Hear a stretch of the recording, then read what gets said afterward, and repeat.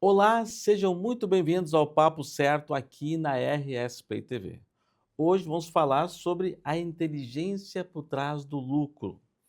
Quem nos assiste já sabe que o programa aqui falamos sobre empreendedorismo, gestão, finanças, empreendedorismo, um programa feito para você que faz o Brasil acontecer. Você pode nos assistir no canal 524 da NET Claro e também nas redes sociais do programa. Papo Certo está no ar. Vem com a gente.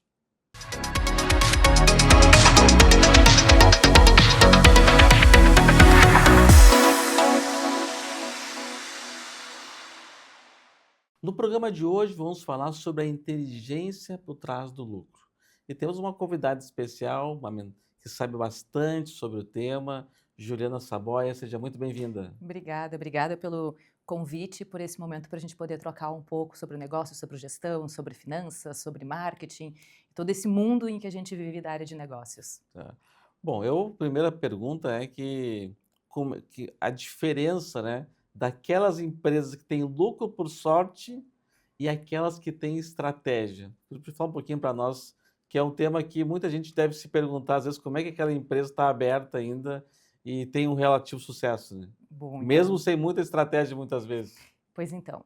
ali na Palco, que é a minha empresa, a gente está acostumado a atender empresas de diversos segmentos, de portes variados, tanto na consultoria quanto em pesquisa. Então, o nosso dia a dia é entender os negócios. Quando a gente fala sobre estratégia vinculada a lucro e sobre o lucro em si, o que que muda? Quando a gente tem um lucro por sorte, muitas vezes é porque eu tenho um produto que vende bem, eu tenho um serviço que as pessoas têm desejo, ou eu tenho um colchão financeiro ou dinheiro para queimar, que é outro termo que a gente acaba utilizando. E aí o meu negócio vai rodando e eu não sinto o prejuízo efetivamente. O lucro por estratégia é quando eu olho o meu negócio e eu entendo para quem eu quero vender, como eu quero vender, eu entendo da minha precificação, eu entendo para onde o mercado está indo e eu tomo diretrizes estratégicas para atingir esse lucro com consciência, entendendo os custos que tem no meu negócio. E acho que um ponto principal, que acho que isso vale para todas as áreas, quando a gente pensa, não só a área de finanças de uma empresa, é entender os movimentos de mercado, é entender para onde o negócio está indo, para onde a sociedade está indo, porque isso me ajuda a prever movimentos que eu preciso fazer no meu negócio, inclusive em relação a lucro. Se eu preciso baixar o preço, se eu posso aumentar, se eu preciso diversificar o meu produto ou serviço, se eu preciso contratar mais, porque às vezes é muito comum a gente começa a crescer o negócio, começa a vender mais, o que é muito bom, mas não prepara time. E aí o meu cliente que está acostumado com um serviço de qualidade, com uma boa entrega, perde aquilo que fazia ele escolher o meu negócio. O diferencial dele, né? Isso, perfeito. Porque o time não está conseguindo dar conta, porque aumentou muito as vendas. Então, entender esses movimentos e fazer projeções futuras me ajuda com o meu negócio no dia de hoje. E lá no futuro continuar tendo lucro. É o que eu vejo muito nessas empresas, por sorte, né, Juliana, que às vezes eles, por ter um bom, como tu falou, um bom produto, um bom serviço, acabam se mantendo no mercado. Mas no momento de crise, muitas vezes as empresas ficam pelo caminho, né? Chega um Covid, que Uhum. ficou, as empresas ficaram fechadas, ou chega uma enchente, né? Que daqui a pouco também a empresa tem que ficar fechada por um período. Uhum. Então eu vejo que às vezes essa falta de planejamento quando chega um momento de crise ou quando perde um grande cliente, um grande contrato, já não consegue mais se manter em pé. Isso é uma preocupação. Eu vejo esse risco muito grande. Sim, a gente aqui no Sul, a gente enfrentou o Covid, assim como o restante do mundo, então impactou muito a economia. Depois a gente teve as enchentes em 24, aí foi um impacto diretamente no nosso estado. Eu sempre falo para os clientes, dentro do possível, porque eu sei que quando a gente está começando, a batida é um pouco diferente, mas conforme a empresa vai estabilizando, tu tem um recurso guardado. Então, ok, esse mês entrou um dinheiro, uma parte vai para a empresa, uma parte vai para pagar o meu prolabore, mas sempre ter uma verba guardada. Essa verba, no longo do tempo, ela vai crescendo, o que é ótimo, né? Que nem eu falo para o meu filho, vai dando dinheirinhos, Uhum.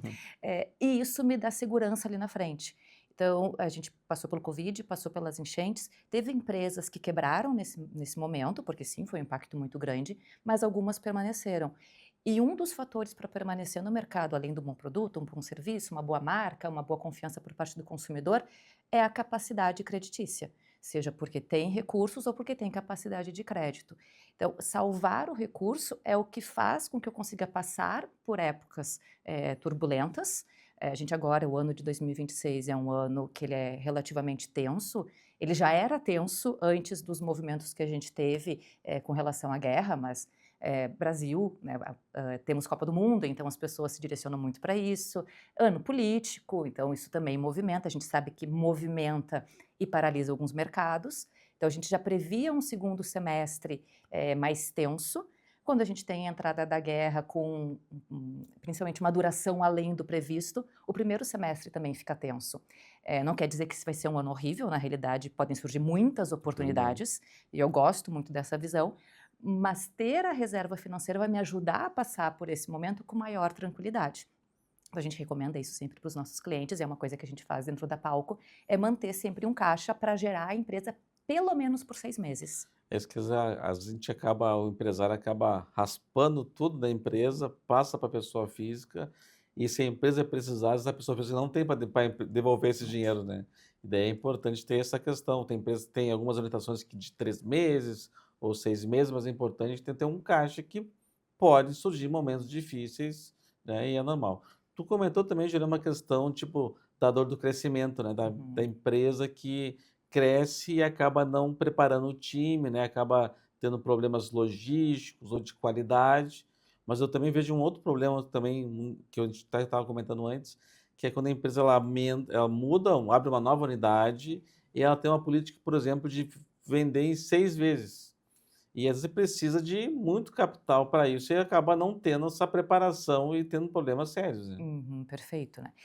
A gente tem ali na Palco a gente trabalha com pesquisa de mercado e algumas das nossas pesquisas são para aberturas de novas unidades. Então, para entender esse comportamento do consumidor, entender o que que a gente tem de concorrência, entender adesão de produto, atender, comportamento de compra e de capacidade de pagamento. Eventualmente isso surge também, nas pesquisas. E isso impacta na hora que eu desejo expandir o meu negócio, porque eu vou ter uma saída de caixa alta para abrir uma nova unidade, desde questão, dependendo de como estiver o espaço, se for espaço físico, né, pensando no varejo, desde reformas, a compra de matéria-prima ou de produtos, aumento do time, porque é uma nova unidade, novos profissionais, e eu preciso ter caixa para isso. Então eu preciso rever a forma como eu vou formar o meu preço de venda e quais vão ser as condições de pagamento. É natural que a gente, quando abre uma nova unidade, entre com promoções para atrair o cliente, mas isso tem que estar muito bem planejado antes. Como eu venho da área de negócios, o planejamento é a base, né. Então quero abrir uma nova unidade, entendi que é um movimento de mercado legal, ok, 1 ano, 6 meses antes eu vou projetando isso, fazendo reserva financeira ou buscando capacidade de crédito para financiar, para que eu tenha folga para fazer aquele meu negócio girar, porque mesmo quando eu entro no varejo com grandes promoções, tem o tempo daquele público querer consumir de mim. Então tem o tempo de criar confiança, de ser atrativo, das pessoas saberem que eu existo, para depois eu oferir efetivamente o lucro desejado. É, já o empresário já tem um negócio de sucesso, né, uma cidade, por exemplo, e quer levar esse modelo de negócio para uma outra unidade, para outra cidade, outro estado, às vezes. Isso, e às vezes acha que aquele modelo vai ser 6 meses, está tudo resolvido, Hum. né, e às vezes não é bem assim, né. Não, não é. Inclusive porque quando a gente fala, pensando no Brasil, o Brasil é extremamente grande, culturalmente muito diferente, a linguagem, os desejos são, né, enfim, o nosso povo é muito diverso.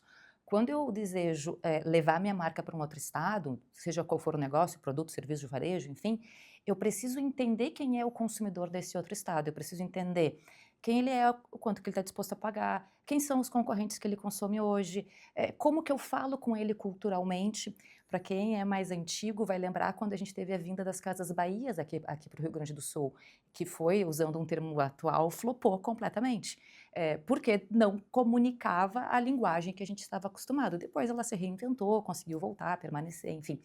Mas a gente tem, entender que quando a gente fala em Brasil, culturalmente há muitas diferenças.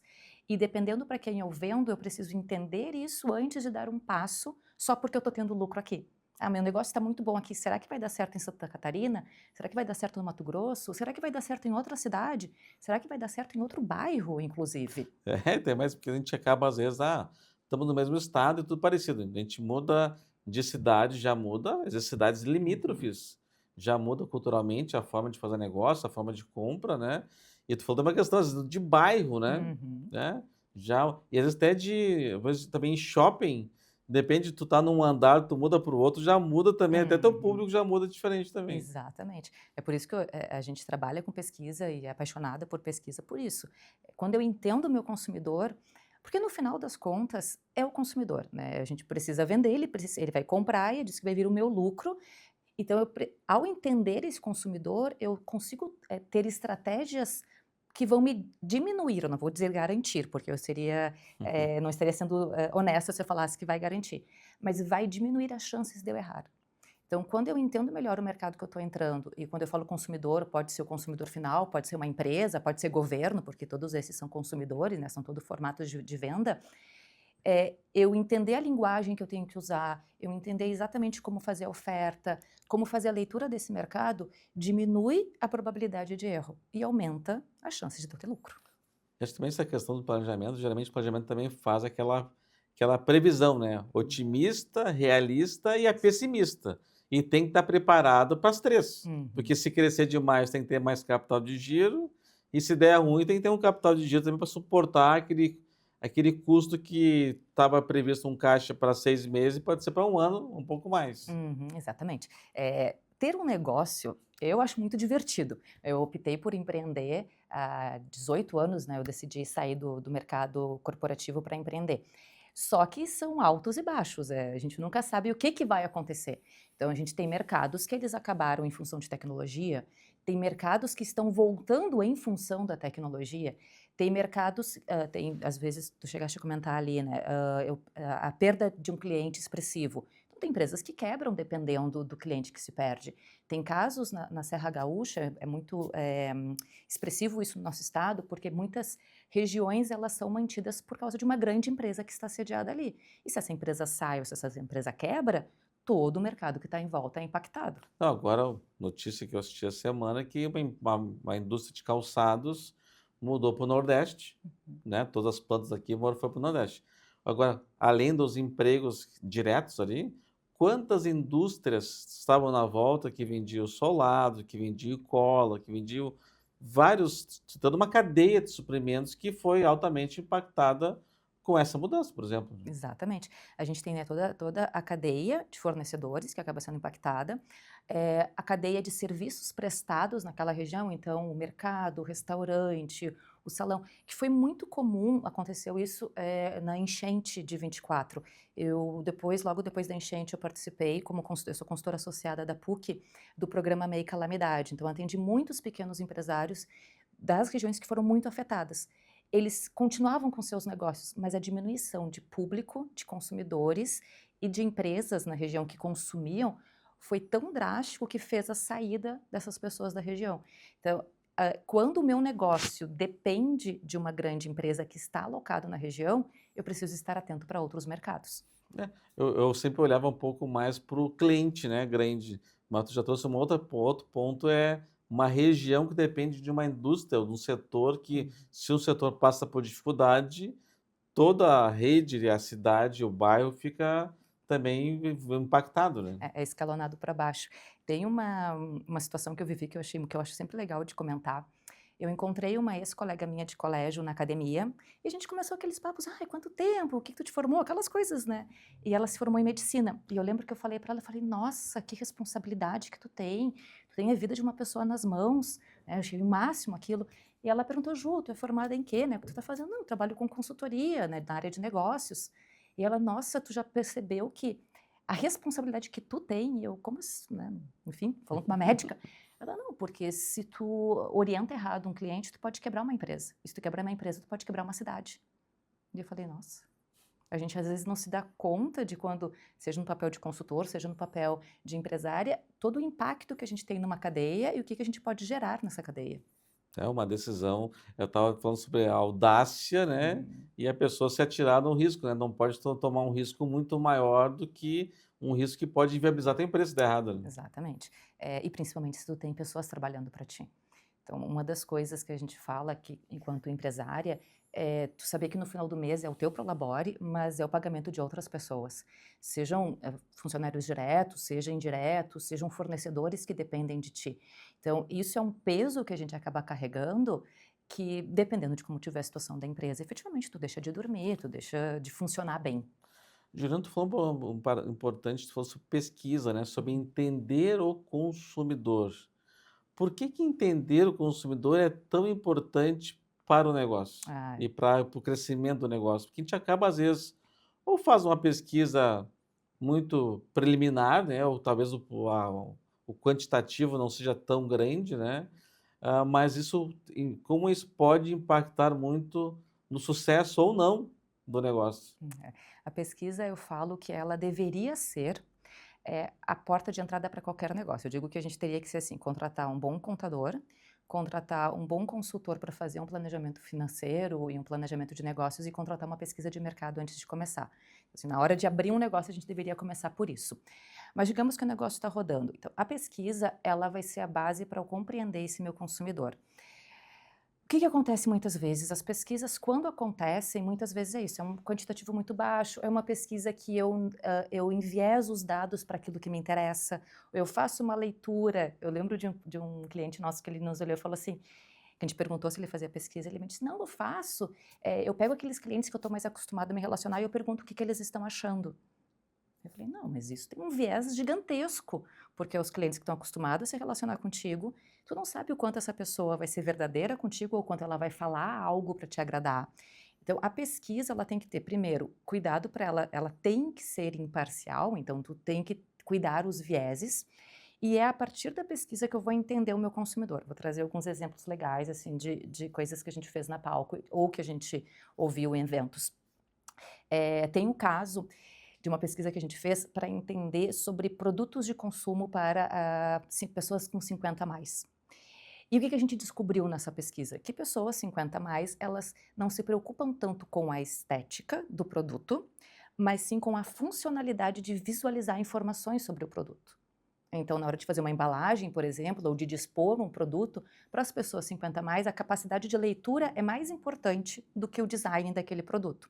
Então, imagina que se eu sou uma empresa que estou vendendo para o público 50 a mais e me preocupo com o design, ele pode ficar muito bonito na prateleira, mas ele não vai ser comprado, porque vai ter uma dificuldade das pessoas entenderem.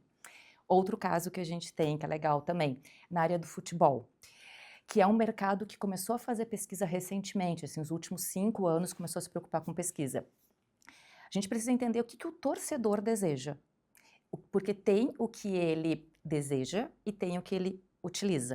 Então, eu vou trazer um caso que a gente ouviu agora no CMO Summit, que a gente acabou de voltar semana passada de São Paulo, em que o CMO, responsável por um dos times de futebol nível Brasil, não posso citar qual é o time em si, trouxe que foi feita uma pesquisa que se entendeu que o torcedor não valorizava o kit de boas-vindas quando ele se tornava sócio-torcedor. Eles faziam, era um problemão para a empresa, tinha questão de logística, tinha um custo para enviar aquele kit. Foi feita uma pesquisa e se descobriu que o torcedor associado ele preferia muito mais ganhar desconto para consumo no dia do jogo do que ganhar o kit de boas-vindas. Com uma pesquisa, que foi perguntado isso. Ou seja, para a empresa, diminuiu um problema logístico, diminuiu o custo, porque tinha que fazer o kit, tinha que mandar o kit, então é um custo altíssimo, e reduziu o custo também, porque o desconto era sobre os fornecedores de bebida e comida dentro do estádio. Então, em vez de fazer todo esse custo, eu dava um voucher para o meu sócio-torcedor consumir dentro do estádio, e isso era muito mais valorizado como percepção de satisfação do que receber o kit do sócio-torcedor. É interessante. Eu trabalhei 9 anos numa empresa de bebidas e eu participei de algumas vezes de alguns processos de pesquisa de testagem de novos produtos, lançamento de produtos. Legal. Daí tinha uma agência que fez todo esse trabalho, né? E eles eram feitos em hotéis e a gente assistia no outro quarto os comentários, né? E, claro, a empresa ela compilava todas as informações e às vezes a equipe de marketing recebia, a equipe de vendas, né? Esse produto teve mais de 95% de aceitação. Daí eu levava esse produto no final de semana na praia com a família e eu já sabia, na família eu já sabia se ia dar sucesso ou não o produto.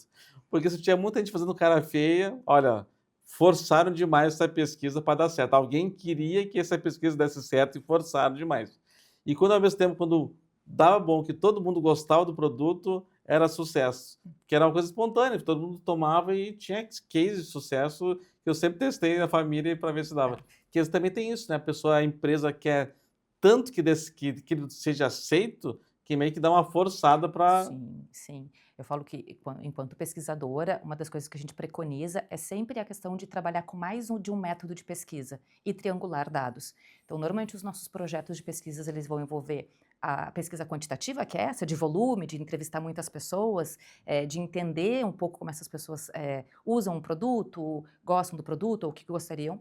A pesquisa quali, que é exatamente essas de observação, que a gente chama de grupos focais, que é entender como o consumidor consome, usa, as percepções. E a gente ainda vai usar um social listening, por exemplo, que é entender as menções em rede social, ou vai fazer uma etnografia, que é para acompanhar como aquele consumidor consome no espaço, ou observar, enfim, tem métodos de pesquisa, existem vários. Mas a gente tenta recomendar, e aí vai depender da empresa querer ou não, pelo menos 3 tipos de pesquisa diferentes para poder ter dados que sejam sólidos, que reforcem efetivamente.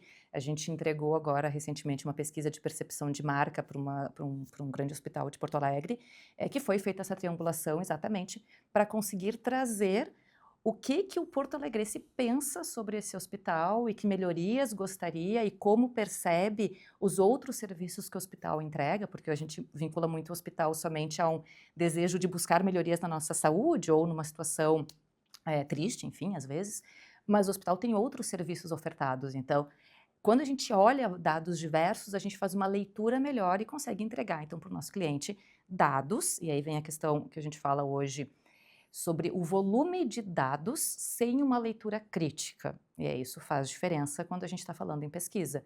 Eu posso coletar muita informação, mas não olhar estrategicamente e entender como é que isso entra num planejamento estratégico, como é que isso entra em ações comerciais, porque isso vai fazer a diferença.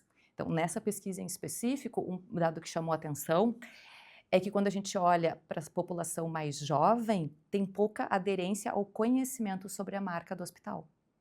Então, aqui a gente tem um gap onde a gente pode trabalhar. Então, tudo isso são informações que a pesquisa consegue me trazer. E aí, bom, se eu tenho, por exemplo, recursos para investir, digamos que eu seja uma empresa de calçados, e eu faço uma pesquisa e eu entendo que minha população mais jovem não reconhece a minha marca, e eu quero ter essa população mais jovem, é aqui que eu tenho que focar. Só que se eu não sei isso porque eu não fiz a pesquisa, eu posso focar em outro público. Tem público que já nem precisa mais de tanto investimento. Exatamente. Aí eu tô dando, é que nem eu falo, eu tô colocando um canhão num lugar que o meu tiro já tá chegando. Então eu preciso direcionar para onde efetivamente para onde efetivamente eu desejo expandir o meu negócio, ou onde eu preciso reforçar. Então a pesquisa ela vai me trazer informações que com uma leitura estratégica, eu acho que esse é um dos pontos que a gente reforça muito. Não adianta eu fazer a pesquisa se eu não usar esse dado para nada. Então, eu vou fazer a pesquisa para atender. É que nem, tu deve lembrar, ainda acontece nas empresas a pesquisa de clima organizacional, Sim. que eu sou super partidária, acho ela fantástica, desde que ela seja apresentada para os colaboradores e ela faça parte do planejamento estratégico, porque senão ela fica para bonito, mas nada é feito. Pesquisa com o consumidor é a mesma coisa. Se a empresa contrata um processo de pesquisa ou faz pesquisa interna, mas não usa esses dados, no final ele não serviu para nada. Não gera plano de ação para de melhoria, ficou, não vai melhorar mesmo, né. Exatamente. Juliano, que tu faça um pouquinho também da questão da mentoria, né. Como a mentoria pode ajudar uma pequena empresa, uma startup ou até uma empresa madura, daqui a pouco, em ter uma opinião, um compartilhamento de uma vivência de uma profissional que teve experiências diferentes, né. Uhum. A mentoria ela entrou na minha vida já eu sou mentora desde 2016, então eu estou fechando 10 anos que eu trabalho como mentora. Tanto pessoa física como pessoa jurídica, mas o meu foco maior é pessoa jurídica, ou C-levels, né. A mentoria eu digo que é um trabalho que ele é muito sério, acho que esse é um ponto importante, assim, da gente trazer, porque hoje todo mundo virou mentor, assim como todo mundo antes era coach, aí todo mundo era consultor, a gente teve aquela fase que todo mundo era consultor também. Hoje é muito, todo mundo é mentor e mentor do digital, então é uma loucura, né. Então, assim, a mentoria eu fiz formação para isso, enfim. E ela é um trabalho muito sério, porque o que um mentor diz tem um peso muito grande em quem está recebendo. Então, eu tenho que ter muito cuidado com o que vai ser dito. E como que a gente... qual é esse papel de mentora? É para que as empresas consigam, vamos dizer assim, comer etapas, ir mais rápido aonde interessa. Então, receber informações efetivamente do que dá certo, o que funciona nesse mercado. Então, esse papel de mentora, uma das coisas importantes é eu ter muita vivência em outros negócios para poder chegar para um cliente, por exemplo, de uma indústria, que não é um mercado que eu atuo diretamente, e poder orientar. Porque esse é o nosso papel, é dizer, olha, esse caminho aqui eu já vivenciei, ou eu tenho clientes que vivenciaram, e ele é por aqui. Ou conseguir fazer uma análise, e aí mistura um pouco com o papel de consultoria, fazer uma análise e entender aonde aquela empresa está errando. Eu fiz a mentoria, eu sou mentora hoje junto à Venture, nível Brasil. Eu tive um cliente de mentoria do Piauí, que era da área de educação física, uma empresa na área de educação física, enfim, e ele não conseguia, ele foi orientado muitas vezes a ir para o digital com muita força. E eu sou formada na época do marketing offline, e eu perguntei para ele, tá, mas o quanto tu está colocando a tua marca em eventos de corrida? Porque era um público dele. E ele falou, não, nunca pensei nisso, nunca imaginei que fosse ter relevância. Eu falei, nossa, os eventos de corrida bombaram no Brasil inteiro, tu tem eventos hoje com 10, 15, 20, 30, 50 mil pessoas, não, 50 não, mas é um volume bem expressivo, e a tua marca não está lá. Então, por que a tua marca não está lá? Por que tu não está dando, que nem eu falo, uma balinha, um cartão, qualquer Uma coisa, barra de cereal, um, uma água, um enfim. isotônico, enfim. Então, esse é um pouco do papel do mentor, a gente pula etapas e orienta dentro daquilo que a gente conhece. Então, esse é um ponto importante quando a gente fala de mentoria. A gente tem que ter experiência ou conhecimento, porque senão a gente pode dar orientações erradas. E fechar uma empresa, como tua médica, tua colega médica Exatamente, falou, né? exatamente. Imagina, Deus me livre. A pessoa dá uma orientação que é equivocada. Que tu faça um pouquinho também sobre indicadores, né? Uhum. Alguns empresários olham um pouco mais a margem, outros olham um pouco mais o faturamento. O que tu acha desses dois indicadores e por que olhar mais um do que o outro? Eu digo que olhar para os indicadores financeiros, indicadores de gestão, indicadores de marketing, indicadores de RH, eu sou aficionada por indicadores, porque eu entendo que não tem como a gente gerenciar um negócio sem olhar para eles. A ideia de gerenciar no feeling, no achismo, já caiu por terra há muito tempo, apesar da gente ainda ter muita empresa que funciona dessa forma. Quando a gente olha especificamente para os indicadores financeiros, eu preciso entender o que eu estou recebendo, o que eu estou tendo de receita, o que eu estou tendo de lucro, o que eu estou tendo de faturamento, porque o faturamento ele brilha nos olhos, né? Faturamento, principalmente quando a gente compara. Esses dias me perguntaram como é que a gente classificava as empresas. É por faturamento. Eu falei, depende, porque o faturamento de uma indústria é completamente diferente do volume de faturamento de um serviço. São milhões a mais. Só que no serviço o teu custo é muito mais baixo. Então a gente não consegue hoje fazer somente por faturamento. Eu preciso segmentar por faturamento e por mercado de atuação. Porque o faturamento ele traz essa ideia, nossa, eu faturei 200 mil no contrato, faturei 500 mil no contrato. Mas qual foi o teu custo? Qual foi o teu custo para fazer girar aquele serviço ou aquele produto? E qual foi o teu custo de aquisição desse teu contrato, que é um indicador que pouca gente olha, que é o CAC, que é o custo de aquisição de clientes. Então, eu preciso entender tanto o custo efetivamente para que aquele contrato seja executado, como o custo que eu tive para adquirir aquele cliente. E aí sim eu vou começar a entender qual é o lucro que eu tive, e aí o lucro real, que é o que a gente efetivamente quer no final. Então, um grande faturamento não significa grandes lucros. Também pode ser que a estratégia da empresa é de crescimento e daqui a pouco o faturamento acaba sendo um pouco mais relevante. Como tem já no momento que a empresa já atingiu o nível X ou estrategicamente ela quer trabalhar um pouco mais de lucro, mas tem que ter lucro sempre, né? Senão, O lucro, eu falo que a gente, enfim, vê grandes grupos operando no negativo e no prejuízo, né? Eu falo, gente, como é que as pessoas conseguem operar no prejuízo?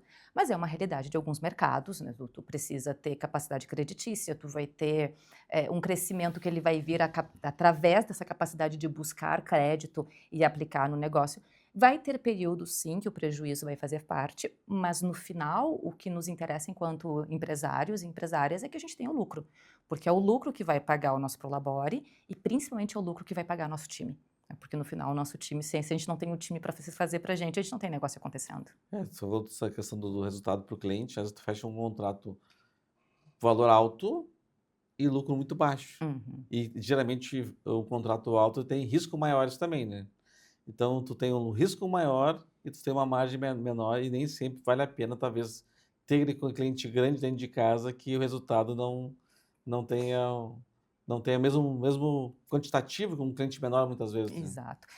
Eu falo que são estratégias de negócio, né, a gente pode ter a conta de um grande cliente, porque isso atrai outros negócios, isso é uma estratégia.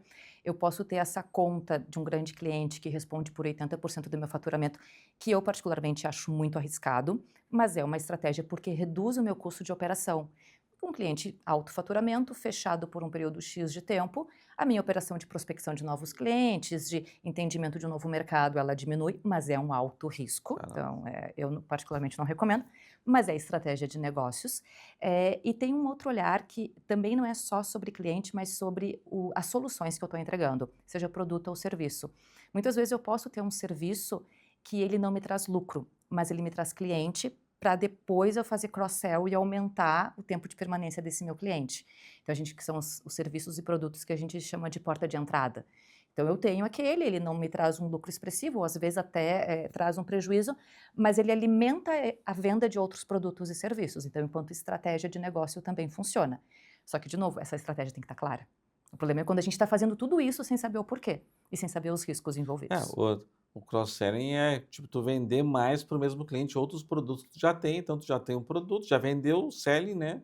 Mas tu quer vender mais através do cross, vender mais serviços. Agora tem que ver se esse cliente ele tem capacidade de adquirir esses novos clientes. Ele pode ser grande, mas ele não tem capacidade financeira, mas esse serviço ele já tem internamente, Uhum, né? Tipo, vou vender RH, mas ele já tem um RH interno, não vou vender RH para ele, né? exatamente. Vou vender departamento pessoal, ele já tem uma equipe interna, não tem interesse em terceirizar. Então tem que ver o que que ele vai conseguir te contratar também, né. Uhum, exatamente. A gente precisa fazer sempre a leitura de entender, o que que eu estou vendendo, para quem eu estou vendendo, qual é a minha estratégia de venda, o que que eu desejo no futuro com esse meu negócio. Eu falo, poxa, são anos já empreendendo e durante esses anos todos, muitas vezes eu precisei repensar o meu negócio, repensar o serviço, repensar minha, enfim, né, como a empresa como um todo. E tem momentos dentro do mercado que faz sentido eu ter uma solução, outros momentos não faz mais sentido, ou o meu mercado amadureceu, então isso é uma outra leitura que eu tenho que entender, que o cliente que comprava de mim há 10 anos atrás não é o mesmo cliente que compra hoje. Então entender também essas mudanças e às vezes a gente se apega a serviços e produtos que a gente gosta, mas eles não fazem mais sentido. E quando a gente olha para marketing e comunicação, isso também se torna um ponto importante. É muito comum, principalmente na consultoria, a gente meio que vender para todo mundo, porque é o que dá, a gente está começando e eu quero vender o que der e quem entrar aqui eu estou vendendo e tá tudo certo para começar. Só que depois de um tempo isso gera muita confusão, quando a gente está falando de comunicação, principalmente, comunicação digital ou a própria comunicação tradicional.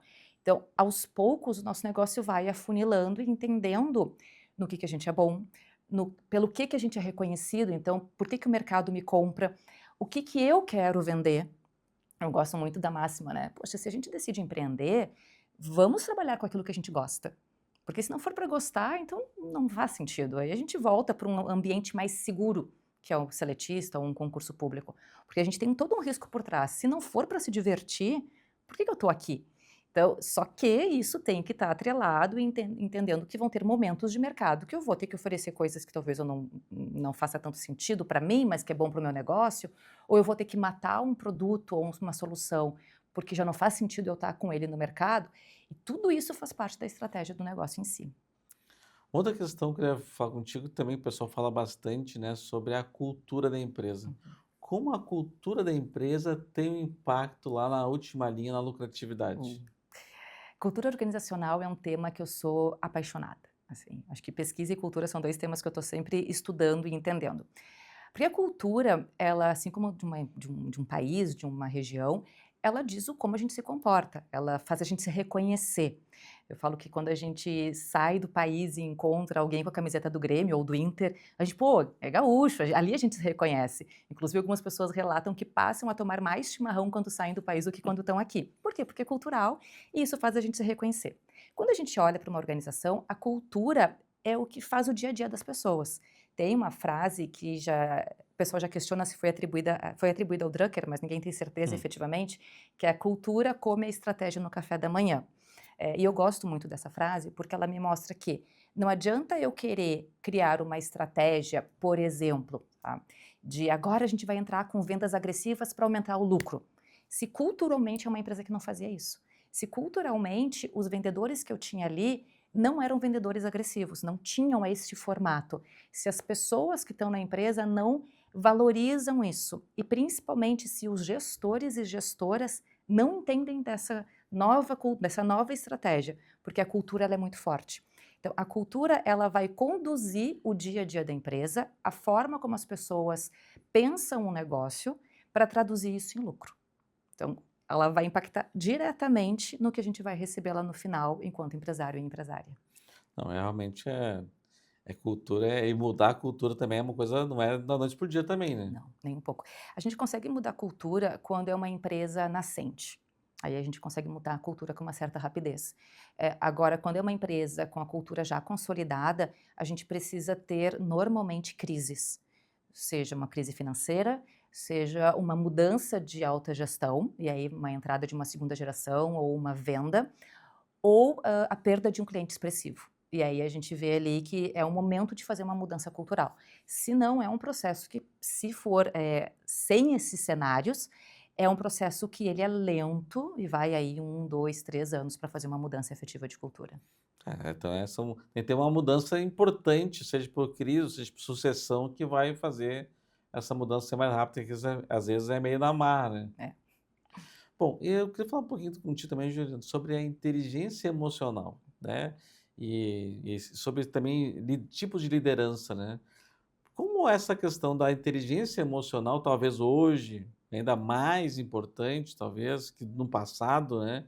É importante para os resultados da empresa. A liderança, eu lembro que eu fiquei um bom tempo dando treinamentos de liderança. E eu demorei um tempo para entender um ponto, que as nossas lideranças também não têm muito conhecimento sobre como serem líderes. Porque a gente fala muito sobre treinar times, que as pessoas têm que saber como trabalhar, mas quem está olhando para a liderança e entendendo que tipo de formação essa liderança precisa ter. Por que eu trago isso? Muitas lideranças se moldam com base nas lideranças anteriores, que se moldavam nas lideranças anteriores. E essa liderança histórica, que a gente vem ali no Brasil, principalmente a partir da década de 50, mais segmentada quanto perfil de liderança dentro das organizações, ela nunca foi educada sobre inteligência emocional. A nossa base de construção de um bom líder sempre foi a visão do líder autoritário, do líder que é um capataz, que comanda, que manda e as pessoas têm que obedecer. Então, se historicamente a gente busca como exemplo o líder que está acima, esse líder que estava acima, ele veio com esses exemplos. Então, liderança, a parte da inteligência emocional ou a liderança mais afetiva sempre foi visto como um assunto meio do RH, uma coisa atribuída às mulheres, que isso é muito forte também, e não tem nenhuma relação Foi com isso, né? terceirizado, sempre algumas empresas é Isso, terceirizar. isso, Fala com o RH, não, só um pouquinho, isso isso, aí é responsabilidade do gestor, do líder resolver, não é o RH exatamente. que vai mudar isso. Exatamente. Eu lido bastante com os RHs e eles falam assim: nossa, qualquer problema que dá, eles mandam para cá, como se a gente fosse resolver tudo.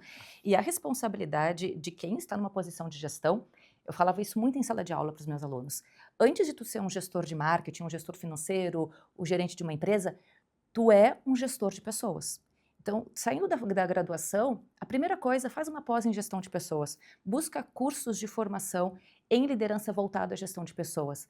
Porque o dia a dia, o que vai exigir de ti é essa capacidade de lidar com gente. E a capacidade de lidar com gente exige muito do nosso emocional. E aí entra a questão da inteligência emocional. Porque no dia a dia, a gente vai ter nossos problemas, que por mais que a gente diga que a gente não leva para o trabalho, a gente leva. Então, assim, a gente está mexido com aconteceu uma coisa com o filho, no casamento, na família, o time de futebol. Então, a gente leva isso, a gente não desassocia, apesar de ter algumas linhas que dizem que a gente tem que desassociar. é muito difícil, a gente não consegue desassociar. Então tem o nosso emocional. E o nosso emocional lida com o emocional das pessoas que a gente está gerenciando. E essas pessoas vão ter dias bons e dias ruins. Então, eu, enquanto liderança, preciso me conhecer. Eu não vou dizer nem conhecer, porque também é comum. Eu preciso saber o perfil dos meus liderados. Legal, mas o quanto tu sabe do teu perfil? Quanto tu entende o que, que mexe contigo? Por que, que hoje tu tá mais estúpido? Por que, que hoje tu tá mais legal? Porque isso vai influenciar a forma como eu vou lidar com o meu time. Então, eu sempre dizia, se tu precisa conversar com o teu time antes de tomar qualquer decisão, dorme. Sabe? Dorme, dorme. Porque às vezes é isso que a gente precisa, é respirar antes de fazer alguma coisa. Então, essa questão das mudanças é importante, né? E como isso faz muita diferença. Também vejo assim, líderes com pouquíssima paciência, que a pessoa pode não estar num momento muito bom, e daqui a pouco tu não aceita aquela redução temporária de performance e perde um excelente profissional, e para te achar outro profissional para ter aquele mesmo nível de entrega vai levar um tempo. Isso é um ponto bem interessante. Quando a gente olha para indicadores de RH e de gestão de pessoas, eu sempre trago o tempo para a pessoa, a nova contratada, começar a performar e o tempo para essa pessoa começar a gerar lucro para o meu negócio. Para ela começar a performar é, em média, 3 meses, e para ela começar a dar lucro, 6 meses. Então, antes de demitir, pensa bem. Pensa bem que a próxima que vai chegar pode levar 6 meses para dar lucro. Então, Uhum. olha, então é melhor dar um pouquinho mais de paciência, tentar conversar mais, porque realmente isso pode levar muito tempo e isso impactar muito no resultado da empresa, né. E eu Exatamente. vejo empresas que talvez com essa pouca paciência acabam, perdendo muito mercado, às vezes, porque, enfim, por uma série de motivos, perde cliente, o clima fica pesado, enfim. E tu vê às vezes empresas que no mesmo segmento, com a mesma posicionamento, com o mesmo grau de investimento e uma performando bem mais do que a outra, geralmente está no time. Uhum. E a gente tem que lembrar que a gente está num momento da economia do Brasil, que foi um momento muito parecido que a gente viveu em 2010, 2011, que é o pleno emprego. E quando a gente está numa situação em que os dados mostram que as pessoas estão empregadas, seja o regime que for de trabalho, isso gera uma pressão em quem emprega. E aí muda um pouco a relação com as pessoas. Eu me lembro que foi um período que eu dava aula nesse período e eu falava bastante sobre isso nas cadeiras de gestão de pessoas. Como é que a gente faz para engajar o nosso colaborador e reter ele no momento em que existem muitas possibilidades? E lá em 2011, diferente de 2026, as possibilidades eram um pouco mais restritas. Hoje, quando a gente vai contratar alguém, e eu sei porque eu estou contratando lá na empresa, estou com vagas abertas, inclusive, a gente briga com a possibilidade da pessoa ser um influencer, com ela vender o seu produto no digital, com ela poder morar em Porto Alegre e trabalhar para uma empresa nos Estados Unidos, na Europa, enfim. Então a briga ela já não é mais local pela mão de obra, é uma mão de obra que tem muitas possibilidades e quando ela tem muitas possibilidades ela vai escolher. Então um ambiente salubre de trabalho, um ambiente onde tem assédio moral e assédio sexual, um ambiente onde as relações mínimas não são respeitadas, é o ambiente que vai ter maior dificuldade de reter e de contratar. Então eu preciso olhar para isso quando eu sou a pessoa que emprega, entender esse cenário e fazer os movimentos corretos. Essa questão de uma equipe bem engajada tem uma relação direta com o resultado, né. E as empresas que não têm esse cuidado, essa preocupação, porque eu vejo muitas empresas também, lá tem a Fortes RH, a gente faz um processo seletivo maravilhoso, achamos um candidato que a gente nem imaginava que ia conseguir achar um candidato tão bom, mas a empresa não está preparada para receber essa Uhum. pessoa, o onboard, e saber que essa pessoa vai levar 3 meses ali para performar, mesmo ela tendo conhecimento e experiência, vai levar um tempo para Vai. poder, e então, sem ter esse tempo, essa preparação, pode ser uma pessoa entra e já sai, né. Uhum, E a gente tem ainda uma outra questão no nosso mercado, que são as pessoas acima de 45 anos, que estão voltando para o mercado. Eles não queriam sair, mas foram saídos durante um período e estão voltando, e aí a configuração é diferente. Então eu preciso entender que uma pessoa 45, 50 a mais vai ter uma dificuldade, tem uma tendência a ter uma dificuldade maior com tecnologia, mas traz na sua bagagem a questão comportamental. com muito mais facilidade de entender os jogos e as relações internas de uma organização. Então, enquanto gestão, imagina tu ter uma gestão em que tu tem o teu estagiário de 16, ou o menor aprendiz de 14, 15, aí tu vai ter um estagiário de faculdade ali com seus 20, aí tu vai ter um assistente com seus 30, e tu vai ter pessoas de 40, 50, 60 anos, e tu tem que gerenciar esse time. As necessidades são diferentes. Então, a gente fala muito dos conflitos de gerações. Então, entender essas diferenças, e aí, enquanto gestora, eu preciso sim me preparar para lidar com esses públicos, porque tu vai ter ali um super ansioso, que é o jovem, que quer tudo muito rápido, que quer crescer e virar gerente muito rápido. Tu vai ter a pessoa mais velha, com um tempo de aprendizado diferente, mas que traz uma bagagem super importante que a gente tem que saber aproveitar, e nisso tudo tu tem que dar resultado. Aí tu tem que olhar para o teu lucro, aí tu tem que olhar para o resultado do time, e tu tem que responder para alguém. Então essa posição, ela não é uma posição confortável, mas se eu estou nela, eu tenho que me preparar para estar ali. Mas Juliano, também nós estávamos comentando um pouquinho antes sobre a reserva, né? Tu falou que tem empresas que têm 6 meses de reserva, e eu já tem empresas que trabalham com 3 meses de reserva. Mas como fazer a reserva e ainda distribuir lucros e fazer reinvestimento? Que eu acho uma coisa muito importante, que eu vejo empresas de sucesso que cresceram e que pararam de investir no seu parque fabril em máquinas novas, que é uma empresa que presta serviços e parou de investir na sua estrutura para receber o cliente, que é uma estrutura moderna, e acaba ficando com aquela, como diz um arquiteto que atende lá, Fortes, lá ficou datado, né? O design tem que essa necessidade de reinvestir em tecnologia, né? Capacitação, treinamentos. Como fazer essas três coisas? Eu vejo que às vezes tem empresa que distribui tudo, tem empresa que distribui pouco e faz reserva, mas esquece de dar uma coisa importante, que o negócio precisa de parte do lucro reinvestir também. Isso. Esse é um olhar que a gente tem quando a gente constrói o planejamento estratégico, né? Então, o primeiro ponto é entender para onde o meu negócio está indo. E assim, a gente fala como se planejamento estratégico fosse uma coisa contumaz, e não é. Na maioria das vezes, as empresas não fazem, da pequena e da grande. Isso não são coisas que a gente, infelizmente, descobre depois de um tempo de É, a gente acha consultoria. muitas vezes que é uma percepção que as empresas grandes têm tudo. É, né? E quando tu vai ter contato com empresa grande, tu vê que tem muita coisa que tu imaginava que deveria ter e não E tem. não tem. Então, isso é uma das coisas até para desmistificar, que às vezes o pequeno escuta e pensa assim: "Ah, mas é porque eu sou pequeno". Não, eu já vi empresa grande que não tem, já vi empresa pequena que não tem, e o inverso é a mesma coisa. Então, quando a gente projeta o planejamento estratégico para o próximo ano, uma das coisas que a gente vai fazer são os budgets, ou seja, o orçamento que eu vou ter para cada área e para cada coisa que eu desejo fazer dentro da empresa. A gente sempre recomenda que tu tenha um recurso para pagar os teus custos fixos, obviamente, custos fixos e variáveis, né, do negócio, para ele continuar girando.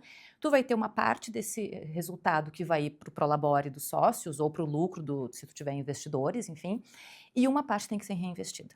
Porque essa parte que é reinvestida, ela é o que eu tenho de salvação em momentos de crise, num primeiro momento, ou quando eu preciso utilizar um recurso para uma decisão que é muito importante para o meu negócio.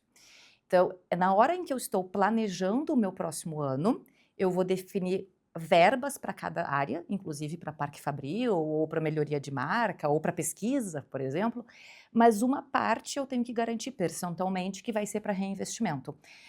E esse reinvestimento pode ser usado ou não, então vai depender um pouco da estratégia do negócio. Vou trazer um exemplo, assim, pensando no pequeno. Se eu tenho um recurso guardado e surge a oportunidade de fazer um curso de um assunto que eu gosto muito, esse recurso pode ser para isso. Ou surge a oportunidade de atender um cliente que está em outro estado. Poxa, eu preciso viajar até lá. Onde eu vou tirar dinheiro? E às vezes é de uma semana para outra que surge essa oportunidade. Eu tenho que pagar hospedagem, pagar passagem E aérea. ser de uma semana para outra, geralmente é mais caro É mais tudo, caro, né? é bem mais caro. Então, eu ter esse recurso, ele é um recurso pro negócio, que não é para o meu lucro, é algo que eu tenho que reinvestir no negócio. É quase que eu falo que no início de um negócio, e eu falo isso com muita propriedade, porque quando a gente abriu a Palco, a gente nunca teve prejuízo. Isso é uma coisa que eu sei que não é o comum, a gente sempre conseguiu ter lucro suficiente para pagar os custos, não necessariamente para ter prolabore. Então, uma coisa, outra coisa, outra coisa. Né, vamos lá, a gente trabalha um período ali com o que sobra. Mas a gente sempre manteve recurso para trazer de volta para o negócio. E isso é o que nos trouxe capacidade para investir num bom site, para investir em rede social, para investir em construção de marca, para investir em viagens para nós enquanto sócios, para participar de eventos fora do estado.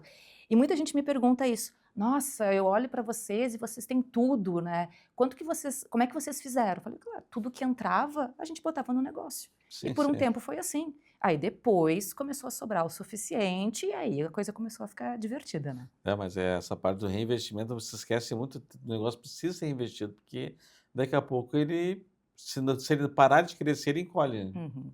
É. Bom, Juliano, também uma questão, eu queria falar contigo, com a importância de estar em ambientes, em ecossistemas de inovação para a empresa continuar lucrativa ou ser mais lucrativa. Uhum. O ambiente de inovação, o ecossistema de inovação, é um ambiente que eu gosto muito de circular. Eu sou conselheira na AGS, Associação Gaúcha de Startups, e a gente fala muito sobre a importância de ter parceiros que te alimentem do que tu tem necessidade. Então, traduzindo isso, quando eu faço parte de um ecossistema, eu tenho pessoas que vão ter empresas que vão impulsionar o meu negócio, me indicando, consumindo, né, comprando de mim. Eu vou ter empresas que eu vou poder me espelhar para entender, poxa, como é que ela chegou até lá, eu posso chegar também. Eu gosto muito dessa ideia da gente fazer bench, né, que é entender como as empresas que deram resultado no mesmo segmento que eu conseguiram chegar lá. Então, estar dentro de um ecossistema te permite acesso. E hoje o que a gente mais fala é a importância de acesso, porque o acesso, o que é o acesso, né, que o pessoal fala bastante, é tu ter a capacidade de acessar empresas e acessar tomadores de decisão. E isso vem de participação de grupos, de participação de ecossistemas. Uma coisa que se disseminou bastante foram esses grupos de empresariados, de consultores, grupos de mentores, em que as pessoas pagam para estar. Tem coisas muito mais em conta que a gente pode fazer, como estar dentro de um ecossistema de inovação. Então, ali tu aprende, tu ensina, tu tem acesso a tomadores de decisão e dependendo do ecossistema que tu faz parte, tu tem acesso a capital ou tu tem acesso a investidores. Então, isso potencializa o teu negócio.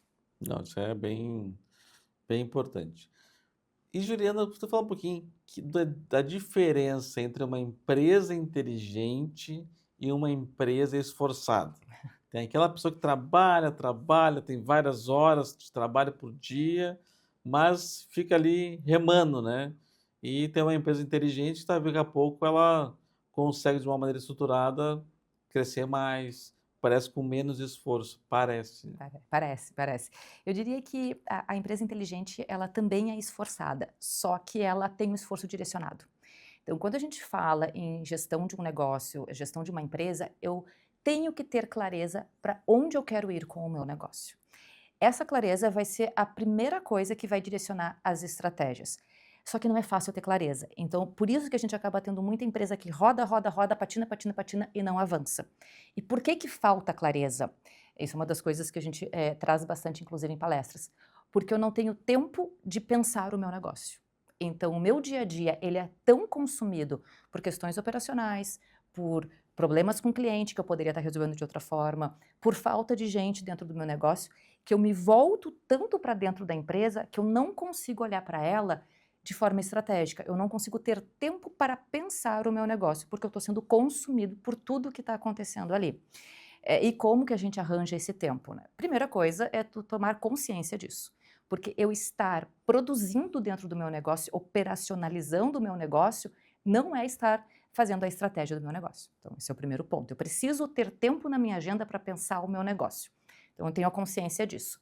Bom, a gente escuta, mas eu não tenho tempo, é uma loucura. Então, vamos parar. Tem que botar na agenda. Lá no escritório eu ponho Isso, assim, tem que botar na agenda. Põe na agenda exatamente. ali um período para fazer isso, se não botar na agenda, Esquece. a operação te engole, né. Eu falo, a gente ali na Palco, a gente tem as segundas-feiras à tarde, 2 horas reservada para isso. A gente chega segunda-feira, a gente olha para o negócio, o meu planejamento estratégico está exposto na minha sala, e a gente sempre olha o planejamento, as métricas, os indicadores, as ações que foram feitas e quais são as semanalmente a gente faz isso, olha. Mas eu tenho que fazer, né, é o que eu faço no meu dia a dia. Então, eu identifiquei que eu tenho essa dificuldade, eu tenho que arranjar espaço na minha agenda, mas às vezes até eu arranjar o espaço é difícil. E aí eu preciso entender onde é que eu tenho problema de processos, o que eu posso automatizar, o que eu posso trazer de tecnologia para dentro E aí vem um ponto bem importante, o que que eu posso delegar? E isso é a dor que a gente sente em muitas lideranças, de não conseguir delegar para o time, de não conseguir delegar para um terceiro e gostar de centralizar. E quando eu centralizo, acaba, porque aí eu tenho que resolver tudo. Delegar, não é delargar, né? Isso, é delegar, é entender o que que eu tenho que estar fazendo no meu negócio. E essa é uma virada importante. Efetivamente, eu preciso estar na operação ou o meu papel é me relacionar com o mercado para trazer novos clientes? Ou o meu papel é olhar o cenário, olhar para. E a gente fala de pesquisa, mas tem muitos dados de pesquisa de grandes institutos disponíveis fazendo leituras de cenário. Então, ou o meu papel é esse, é entender, parar para entender o que está acontecendo no mercado e repensar o meu negócio, analisar a estratégia, ver se eu estou indo para o caminho certo, se eu não estou. Se eu estou à frente de um negócio, o meu papel com certeza é olhar o mercado e me relacionar com o mercado. E não fazer a operação do negócio. A não ser, aí eu sempre faço um adendo, quando eu tenho uma prestação de serviço, é um cliente importante e a minha figura é fundamental. Aí, às vezes, ali a gente precisa estar na operação. Se não, tudo é possível de delegar, automatizar e aí eu ter tempo para fazer o que eu preciso fazer para o meu negócio. Juliana, estamos indo para os nossos minutos finais, porque o programa, como sempre, que passa voando aqui, uma aula aqui, quem está pensando aí em lucratividade, inteligência, né? Tá tendo uma aula aqui com a Juliana Saboia. Juliana, queria um recado final para quem está pensando em escalar para 2026. Que dicas importantes tu dá para a nossa audiência que está pensando em crescer e escalar o seu negócio? Eu acho que fazendo um pouco do resumo de tudo que a gente conversou aqui, para escalar um negócio eu preciso olhar de forma séria para o meu negócio, então olhar para o seu negócio de forma fria, no sentido de tirar o amor, porque o amor às vezes atrapalha, para poder olhar para a estratégia, olhar para dados, sabendo limpar o que que é hype, o que que é modismo, o que que é achismo, para dados que efetivamente mudem o meu negócio, e muitas empresas não olham nem para os dados internos, então começar a olhar para dados, e olhar para o mercado para entender que movimentos de mercado a minha concorrência está fazendo, o meu consumidor deseja, e adaptar, se houver necessidade, o meu negócio para esse novo mercado, ou colocar atenção de comunicação para chegar com maior facilidade aonde esse mercado está e eu conseguir vender mais. Então, isso é dicas de ouro aqui com a Juliana. Juliana, queria te agradecer então pela excelente participação no Papo Certo de hoje. Uma aula aqui, a gente sempre aprendeu bastante contigo hoje. Queria te agradecer pela tua participação. Obrigada e sempre que tiver eu posso vir aqui conversar um pouquinho mais, que é sempre Ah, muito que gostoso. bom, que bom. Também queria agradecer a nossa equipe técnica que faz tudo acontecer aqui. Agradecer os nossos patrocinadores, o Sindiconto, o Sindicato dos Contadores do Rio Grande do Sul, e também a Fortus, que é uma empresa que tem uma atuação 360 com contabilidade, finanças, RH, com muita tecnologia.